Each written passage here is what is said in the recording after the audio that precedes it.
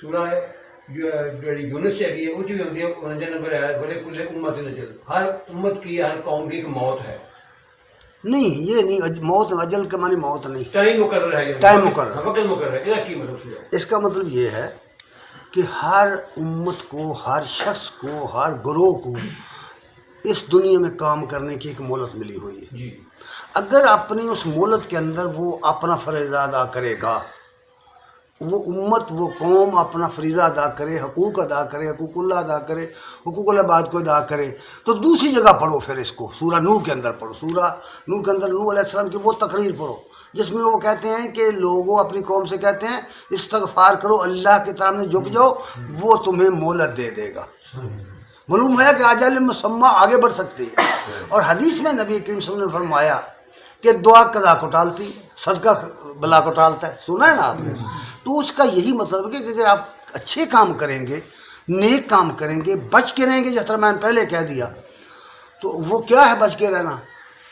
اصول حکمت میں تو یہ ہے، طب کے اصول میں یہ ہے کہ افزان صحت کے اصول اپنائیں، آپ کی عمر بڑھ جائے گی. کیا وجہ ہے کہ یورپ کے لوگوں کی اوسط عمر زیادہ ہے ہمارے سے؟ وجہ کیا ہے بھائی؟ وہ ان اصولوں کی پابندی کرتے ہیں، اس لیے وہ ہم سے آگے ہیں اور ہم نہیں کرتے. ہم تو جو چاہے کھاتے پیتے جاتے ہیں، نہیں دیکھتے یہ کیا ہے، جائز ہے ناجائز ہے، کیا کرتے. اس حوالے سے مہلت عمر ہے، اس کی دو چیزیں ذرا غور کرو. ایک جگہ فرمایا وَمَا كَانَ لِنَفْسٍ أَن تَمُوتَ إِلَّا بِإِذْنِ اللَّهِ كِتَابًا مُّؤَجَّلًا. کسی شخص کو اللہ کے اذن کے بغیر موت نہیں آتی، اور ایک وقت مقرر کیا ہوا ہے، لکھا ہوا ایک وقت ہے. دو باتیں ہو گئی نا، ایک طرف ہے لکھا ہوا وقت ہے، دوسری طرف کہا کہ اللہ کے اذن کے بغیر موت نہیں آتی. تو پھر اذن کیا ہوا؟ اس کا ترجمہ عام طور پر ہم جب پڑھتے ہیں نا کتابوں میں تو وہ کر دیتے ہیں کہ اللہ کے حکم کے بغیر نہیں موت آتی. یہ بات غلط ہے. اگر حکم کہنا ہوتا تو قرآن کے اندر لفظ حکم تو موجود ہے، اللہ بِإِذْنِ اللہ کی بجائے اللہ بحکم اللہ کہہ دیتے. بعض لوگ کہتے ہیں کہ اللہ کی اجازت کے بغیر نہیں آتی. بھئی اگر یہ ہوتا تو اجازت، جو چیز تو موجود ہے قرآن میں، اللہ بے اجازت اللہ کہہ دیتے. یہ بات نہیں ہے. اذن دراصل اس سسٹم کو کہتے ہیں جس سسٹم کے ڈیولپ ہونے سے کسی بھی امر کا نتیجہ نکلتا ہے. مثال دیتا ہوں میں، ایک آدمی کو ہارٹ اٹیک ہو جاتا ہے، آپ کیوں لے کے اسے بھاگتے ہیں اسپتال کو لے کے جاتے ہیں؟ یہ اسپتال کیوں بنائے ہیں ہم نے؟ یہ تقدیر کے خلاف لڑنے کے لیے نہیں ہے. فرمائیے مجھے، یہ دوائیاں ہم کیوں کھاتے ہیں؟ یہ سب کچھ کیوں کرتے ہیں؟ اس لیے کہ جب کوئی شخص ہارٹ اٹیک کا شکار ہوتا ہے، اس پر حملہ ہوا ہے، ہم کوشش کرتے ہیں کہ یہ بچ جائے، پیچھے آئے، اس کا اثر زائل ہو جائے. اب ڈاکٹر آتے ہیں، وہ اس کو دوائیاں لگاتے ہیں، اس کو آکسیجن دیتے ہیں وغیرہ وغیرہ، پھر وہ بچ جاتا ہے. کئی مرتبہ ایسا ہوتا ہے بچ جاتا ہے. وہ اذن کے دائرے میں آ گیا تھا جہاں موت آتی تھی. آپ نے اس کو تدبیر اس حکم سے جو اللہ نے خود دیا ہوا ہے، فزارہم کے تحت کہ بھائی اپنا دفاع کرو، اس کے تحت جب ہم نے اس کا علاج کیا تو اس دائرے سے باہر نکلا. موقع مل گیا، مہلت مل گئی. پتہ نہیں کب تک جیے گا. میں اپنا ایک واقعہ بیان کر دیتا ہوں. 27 جنوری 2013 کو مجھے ہارٹ اٹیک ہو گیا. رات کا وقت تھا، 12-1 کا ٹائم تھا. مجھے تکلیف شروع ہوئی. میں نے اپنے بیٹے سے کہا کہ ڈاکٹر سے رابطہ کرو. وہ کہتا ہے کہ بھائی اس ڈاکٹر تو نہیں سنتے، اس کو کون سنے گا؟ میں نے کہا تو میرے فون پہ بات کرے سنے گا. اس نے جگایا، ڈاکٹر کو پوچھا، میں نے علامات بتائیں. اس نے کہا بھاگو بھائی جلدی کرو، آپ کو اٹیک شروع ہو گیا ہے. اور 15-20-30 منٹ لگے جی ہمیں ہمارے گھر سے دور. کارڈیالوجی پہنچے. کارڈیالوجی جا کر کے مجھے اٹیک ہو گیا. اب وہ جو ڈاکٹروں کا طریقہ ہے، وہ ٹائم 2 بجے کا تھا تو ڈاکٹر فارغ تھے شاید، یا کیا وجہ ہے، یا اللہ تعالیٰ نے اسباب پیدا کرنے ہوتے ہیں. وہ 4-5 ڈاکٹر سینئر ڈاکٹر بھی آ گئے. اب جب انہوں نے مجھے مشینیں وہ لگا دی اور سارا چیک کیا تو مجھے اس نے کہا کہ انکل کیا حال ہے آپ کا؟ میں نے کہا بالکل ٹھیک ہوں، مجھے کچھ بھی نہیں ہے. اس نے اس طرح اپنے سر کی طرف اشارہ کر کے نا دوسرے ڈاکٹر سے کہا کہ یہ مینٹلی جو ہے نا، مینٹلی طور پر یہ محسوس نہیں کر رہا. مجھے بھی کچھ واقعی احساس نہیں تھا، نہ کچھ درد ہو رہا ہے، کچھ بھی نہیں ہو رہا. مجھے اس وقت اندازہ ہوا کہ دراصل میرا دل فیل ہو چکا ہے جب اس نے میرے سینے میں زور زور سے مکے مارنے شروع کر دیے. ہنوز مجھے اندازہ ہو کہ یہ تو کام خراب ہو. اللہ کی حکمت ہے، ایک قدم آگے جاتا تو موت تھی، ایک پیچھے آیا تو بچ گیا.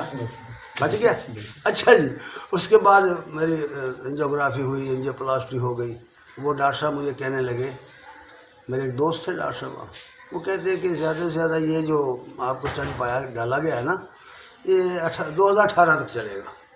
میں نے کہا چھوڑو یار ان باتوں کو، یہ اللہ کے اختیار میں چیزیں. 18 بھی آیا، 19 بھی آیا، 20 بھی گزر گئے. ٹھیک ہے نا جی. اصل بات یہ ہے کہ وہ اذن جو ہوتا ہے وہ سسٹم ہے جس کے اندر کوئی عمل نتیجہ خیز ہوتا ہے. جب ہم اس میں جاتے ہیں، اگر اس کو ہم نے اس طریقے پر کوشش کر کے جو اللہ تعالیٰ نے بھی ہمیں بتایا ہے، اللہ کے رسول نے بھی ہمیں بتایا کہ علاج کرو، بیماریوں کے علاج کرنے کا حکم ہے. خود نبی صلی اللہ علیہ وسلم نے اپنے علاج کیے ہیں، لوگوں کو علاج بتائے ہیں نا.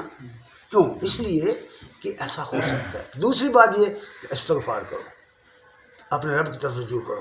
اس کا وعدہ ہے، سورہ نوح میں پڑھو آپ، اس میں پڑھیں اور یہ راز کھل جائے گا کہ پیغمبر اللہ کا رسول کہہ رہا ہے لوگوں توبہ کر لو، لوگوں اپنے رب سے معافی مانگ لو، وہ تمہاری مہلت عمر بڑھا دے گا. اور ہماری حدیثوں میں بھی یہ نبی صلی اللہ علیہ وسلم نے یہی فرمایا کہ اگر تم خیرات کرو گے، لوگوں کی مدد کرو گے، دعا کرو گے تو قضا ٹل جائے گی. جو فیصلے ہیں وہ کچھ مدت کے لیے. اب رہ گیا کتاب مؤجلہ. ایسا تو ہو ہی نہیں سکتا کہ تم زندہ ہی رہو، یہ نہیں ہو سکتا. کیوں؟ اس لیے کلو شیء ہالک الا بوجہ، کہ اللہ کی ہستی کے سوا کوئی شے باقی نہیں رہے گی، ہر شے ہلاک ہو جائے گی. کل من علیہا فان ویبقی وجہ ربک ذو الجلال والاکرام. ہر چیز فانی ہے یہاں کی، تیرے رب کی ذات جلال والاکرام والی باقی رہے گی. باقی تو ہر شے فنا ہو جائے گی. یہ زمین نہیں رہے گی، یہ آسمان نہیں رہے گا، یہ سب کچھ بدل جائے گا. سارے اذن جتے قوم باذن اللہ والے میں نے چندر اللہ کی سارے وہ کہا کہ تم میرے حکم سے، قوم باذن اللہ کہتے تھے، میں نے حکم چاہ گیا نا. نہیں، حکم نہیں، اذن ہی ہے، وہاں بھی اذن ہی ہے. یہ اذن ہی ہے کہ جو طریقہ اللہ کا بندوں کو زندہ کرنے کا ہے، جو مارنے کا، وہی طریقہ استعمال ہوگا. یاد رکھیے، اس بات کو بہت باریکی سے سمجھنے کی کوشش کریں آپ. اس سلسلے میں اگر اجازت دے تو میں بات کہہ دوں. میری گاڑی میں میری کتابیں پڑھی ہیں، میری گاڑی میں میری کتابیں پڑھی ہیں. اس میں ایک کتاب کا نام ہے گمراہی کے اسباب، اور ایک کتاب کا نام ہے مقام ازواج مطہرات. یہ گمراہی کے اسباب جو ہیں کتاب، اس کے اندر سے حاصل بحث لفظ اذن پر کی گئی، اور اس میں آیات نقل کی گئی ہیں، احادیث نقل کی گئی ہیں، اور دکھایا گیا ہے کہ اس کا اصل مقصد کیا ہے، مطلب کیا ہوتا ہے. اگر آپ پڑھیں اور کچھ نہ کچھ وقت نکالا کریں. یہ سامنے الماری دیکھ کر مجھے خیال آیا یہ سامنے جو الماری ہے نا، یہ دیکھ کر بہت خوبصورت، ماشاءاللہ اچھے اچھے پیس لگے ہوئے ہیں، بہت خوبصورت لگتی ہے. معذرت کے ساتھ اگر ان چیزوں کی جگہ کتابیں لگی ہوتی تو پھر کیسا ہوتا؟ ادھر ہے نا، میں جانتا ہوں سامنے لگی ہوئی. اگر آپ میرے غریب خانے میں جائیں تو آپ جدھر دیکھیں گے کتابیں نظر آئیں گی آپ. ذوق ہے نا ان کا، یہ ذوق ہے، مبارک، کوئی بات نہیں، ہونا چاہیے. لیکن کتابیں، ہر گھر میں کتابیں. اللہ نے ہمیں کتاب دی ہے، ایک بڑی ضخیم کتاب دی ہے. اللہ نے اپنے رسولوں کے ذریعے لوگوں کو کتابیں دی ہیں، کتابوں پر ایمان لانے کا حکم دیا گیا ہے. یہ کتابوں سے ہمارے گھر کیوں خالی ہو گئے ہیں؟ بابوں کی طرف زیادہ چلے گئے. ہاں، یقین مانیے کہ دوسری قومیں جو بڑھ گئی ہیں ہمارے سے، وہ اس کی کیوں بڑھ گئی ہیں؟ بھائی اور کسی بھی انگریز کے گھر میں جائیں آپ. میں ایک دن سن رہا تھا ایک صاحب کی تقریر. اس نے کہا کہ کسی ایک رسالے کا نام ہے، اس نے کہا یہ رسالہ 1 کروڑ رسالہ چھپتا ہے یہ یورپ کے اندر، اور $2 اس کی قیمت ہے، اور ہر مہینے چھپتا ہے، بک جاتا ہے. اب ہماری سپیڈ کیا ہے؟ یہاں کتاب شائع کرو.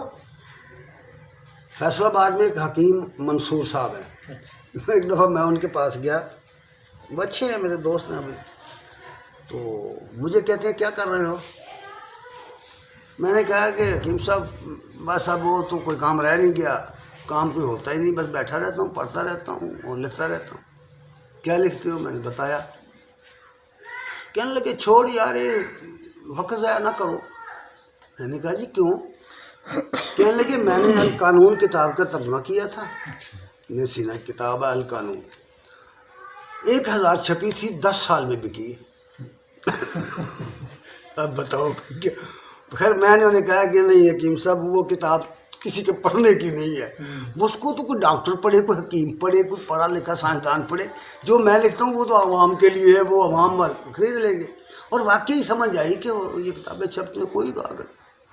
لوگ کہتے ہیں وقت ہی نہیں ہے.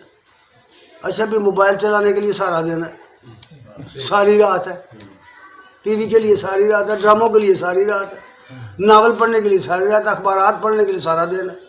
اخبار پڑھنے کے لیے کسی دکان پر جو اخباریں ہیں سالانہ چندہ دیتے ہیں, کتاب نہیں خریدتے. اخباروں میں کیا ہے؟ اخباروں میں تو وہ کچھ ہے جو ہم اپنے گھروں میں لا ہی نہیں سکتے, اس طرح کی تصویریں ہوتی ہیں. تو اس طرح ہمارا مزاج بگڑ چکا ہے. اصل بات قومی مزاج ہمارا بگڑ چکا ہے, اور اس کی وجہ سے ہم آہستہ آہستہ نا تعلیم سے ہٹ گئے ہیں.